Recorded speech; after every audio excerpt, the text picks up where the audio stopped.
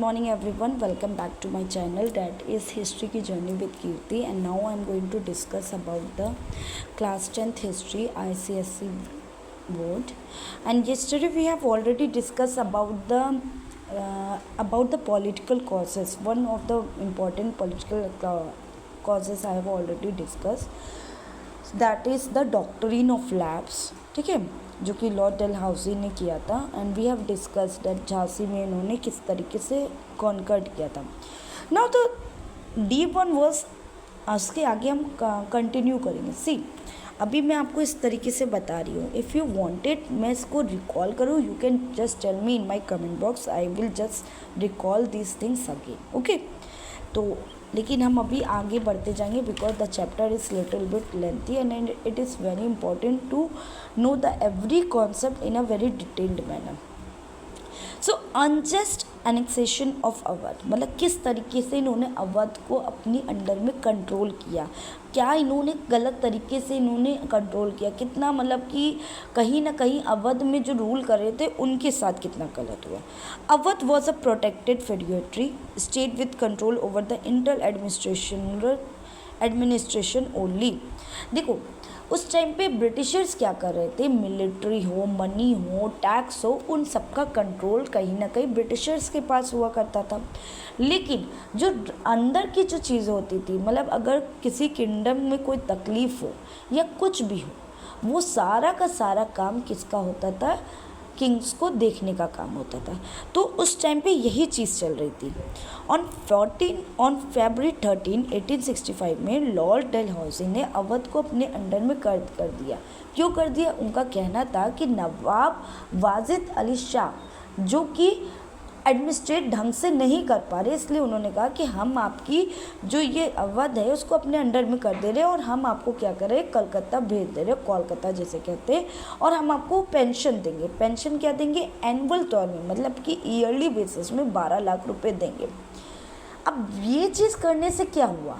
पहली बात तो ये है कि उस टाइम पे फ्यूडल सिस्टम था, मतलब कि नोबल्स भी थे, रूल्स कर रहे थे. ओके, नोबल्स भी थे, they were also ruling. Just a second. हाँ, नोबल्स भी थे, देवर ऑल्सो रूलिंग.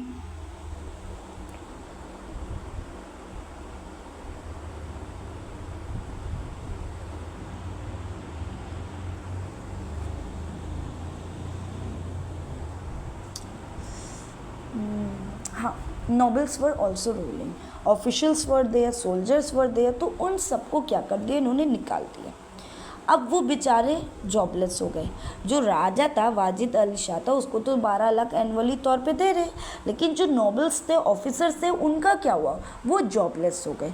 तो डलहौसी ने जिस तरीके से अवध को अपने अंडर में रखा, वो बहुत ही ज़्यादा इलीगल था. और इस तरीके से वहाँ के जो लोग थे उनको कहीं ना कहीं ब्रिटिशर्स ने उनके साथ बहुत अनजस्ट कर दिया.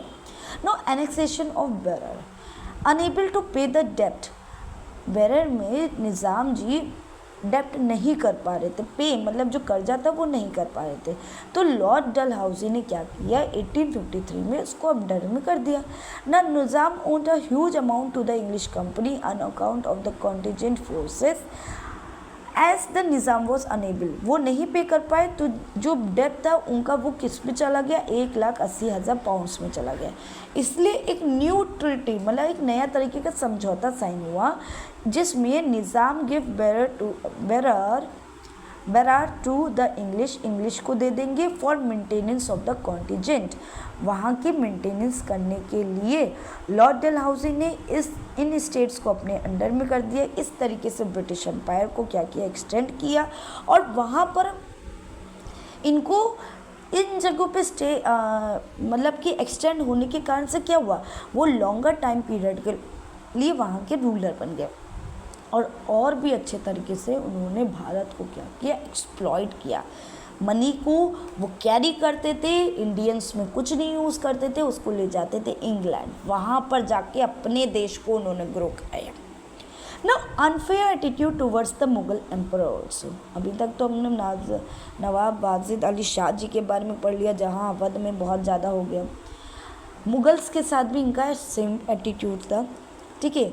लॉर्ड डलहौजी ने डेथ ऑफ बहादुर शाह जफर के बाद जो एम्परर थे, जो सक्सेसर थे, उनको कहीं ना कहीं प्रेशराइज कर दिया कि भाई तुम अपने रॉयल पैलेस को छोड़ दो, that is the Red Fort. Later बाद में लॉर्ड कनिंग जो नेक्स्ट गवर्नर थे, उन्होंने 1865 में बहादुर शाह के सक्सेसर को वहाँ का जो टाइटल है राजा वाला, वो यूज़ भी नहीं करने दिया। Similarly, the regional title of the Nawabs of the Carnatic and the Tanjore were abolished। मतलब जो नवाब वाले वर्ड्स होते थे वो सब क्या कर दिए थे, अब उन्होंने कहा कि ये नवाब नाम चीज़ की कोई चीज़ ज़रूरत नहीं है यूज़ करने के लिए, ठीक है। Such discourteous were resented by the people and the Indian rulers। इस तरीके का एटीट्यूड इनका और इनके इंडियंस रूलर्स के प्रति था, जो एक तरीके का बहुत बड़ी इंसल्ट मानी जाती थी भाई, है ना। Unpopular administration of the company, ऐसा क्या था कि लोगों को जो इंडियंस थे उनके साथ ऐसा क्या उनको फील हुआ कि ये ना हम लोग के साथ बड़ा भेदभाव करते। कैसे भेदभाव करते थे, बहुत ही ज़्यादा अनपॉपुलर हो गए थे, बहुत ज़्यादा बेइज्जत हो गए थे। पहली चीज़ तो ब्रिटिश ऑफिसर बहुत ही एरोगेंट थे, उनको ज़रा भी तमीज़ नहीं थी बात करने की, बहुत ही एरोगेंस में रहा करते थे। दूसरी बात, वो हर तरीके से इंडियंस को नीचा दिखाते थे। Second thing, they were not easily approachable, मतलब कि आप अगर अपनी बात इनके सामने रखना चाहें ना तो आप डायरेक्ट उनसे बात नहीं कर सकते, पहले उनके नौकर के भी नौकर से बात करनी पड़ेगी। Indians were not appointed, Indians को कभी हाई पोजीशंस में नहीं अपोस्ट किया जाता था, मतलब पोजीशन नहीं दी जाती थी एडमिनिस्ट्रेशन में। English officials had little knowledge of people custom, तीसरी चीज़, इंग्लिश लोगों को इंडियंस के कस्टम्स के बारे में नहीं नॉलेज थी। The Indians found themselves out of the place with English language, इसीलिए लोग जो इंडियंस थे वो उनके साथ ज़्यादा कंफर्टेबल, मतलब जब वो इंग्लिश लैंग्वेज को यूज़ करते थे, जब ये इंट्रोड्यूस हुआ था तो वो एक नेटिव वाला रिलेशनशिप नहीं क्रिएट कर पाते थे। Indians were not content with the judicial, और ना इंडियंस को अलाउड था किसी भी जुडिशियल सिस्टम में एक पार्ट रहना, वो सारा का सारा पार्ट किसका होता था, ब्रिटिशर्स का होता था। Okay, India governed a foreign land, India was administered by the Britishers while sitting at the distance of 1,000 miles away. The country was drained of all her wealth. In Britishers एक foreign country दूर दरार रह के Indians को इस तरीके से control कर रही थी कि जो सोने की चिड़िया के नाम से जानी जाती थी वो धीरे धीरे करके अब क्या हो रही थी, वही चिड़िया नुच रही थी, वही चिड़िया का जो पैसा था वो सब खींच रहा था। Stopping the pension of Nana Sahib, अब हर एक क्या कर रहे थे, जिनको वो पेंशन के नाम पे अलग करते जा रहे थे उनके पेंशन्स को क्या कर रहे थे, ख़त्म कर रहे थे। नाना साहिब, पहली बात तो ये कि अगर उनकी किसी भी पॉलिसी के अगेंस्ट में कोई भी राजा जाता तो वो क्या कर देते, वो उसकी सारी पेंशन सब कुछ ख़त्म कर देते, ठीक है। तो नाना साहब के साथ भी यही हुआ, क्योंकि जो इन्होंने एक एडॉप्टेड सन पेशवा बाजीराव सेकेंड जो कि उसको एडॉप्ट कर लिया था, तो इसके ग्राउंड में इनको क्या कहा गया कि हम आपके थ्रोन को पहली बात आपको देंगे नहीं, और दूसरी बात आपको हम यहाँ से निकाल रहे। तो ये जो चीज़ें थी ये कहीं ना कहीं हिंदू सब्जेक्ट्स और पेशवा, मतलब हिंदू लोगों को कहीं ना कहीं क्या कर रही थी, हर्ट कर रही थी, जो कहीं ना कहीं प्रूव करती है कि ईस्ट इंडिया कंपनी कितनी ज़्यादा चालाक थी कि अपनी ऐसी पॉलिसी रखो जहाँ किसी भी तरीके से इंडियन रूलर्स आगे बढ़ ही ना पाए।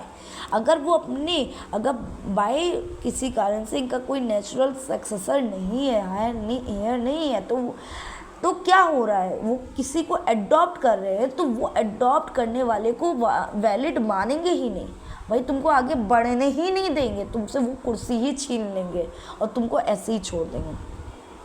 Nana Sahib inherited enormous wealth which he has used sending emissaries to the different parts of the country to get the support of the ruler।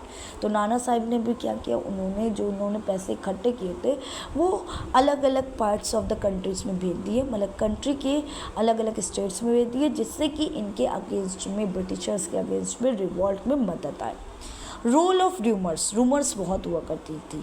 There were rumours that territory of no ruling chief was safe, मतलब कि territory पे rule करने वाले, मतलब जो chief होता था वो खुद ही सेफ नहीं है। It was widely believe the days of company rule in India were number, मतलब कि कंपनी आने वाले टाइम पे रूल करने वाली है। The British come to power in 1757, Plassey के बैटल होने के बाद इन्होंने कहा कि अब क्या हो रहा है, 1577 के बाद अब उनसे ब्रिटिशर्स का ही रूल होने लगेगा। बट कहीं ना कहीं जो 1857 में जो ऐसा एक्सट्रीम रिवॉल्ट हो रहा था, वो कहीं ना कहीं इस रूमर को क्या कर रहा था, ख़त्म कर रहा था। लेकिन जो लोग ब्रिटिशर्स को बहुत ज़्यादा मानने लगे थे, तो वो वहाँ पर आके कहने लगे थे कि देखो भाई, जो ये रिवॉल्ट में तुम पार्ट ले रहे हो ना, इसका कोई फ़ायदा नहीं है, क्योंकि आने वाले टाइम पीरियड में ब्रिटिशर्स ही हमारे ऊपर रूल करेंगे, ईस्ट इंडिया कंपनी ही रूल करेगी, हम नहीं करने वाले। लेकिन हम ये कह सकते हैं कि हमको देखने को मिलना था, देख सकते थे कि अगर ये सब एकजुट होते तो हमारा जो भारत है, जो 1947 में आज़ाद हुआ था, उसकी जगह 1857 में आज़ाद हो जाता। ये मैंने आपको बता दिया political causes. Tomorrow we are going to discuss the social religious causes. Thank you so much.